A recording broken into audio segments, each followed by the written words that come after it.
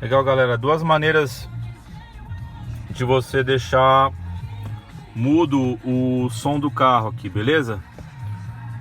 A primeira é aqui no botão mode. Você aperta e segura.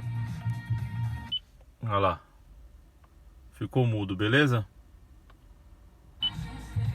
E aí para voltar só dá um toque. A outra é nesse botão analógico aqui, ó, muito fácil, ó. Você dá um toque para baixo e o áudio já tá desligado, tá vendo? Desliga totalmente. Apertou de volta. Tá aí o som. Beleza? Dá um like, se inscreve no canal. Abraço aí.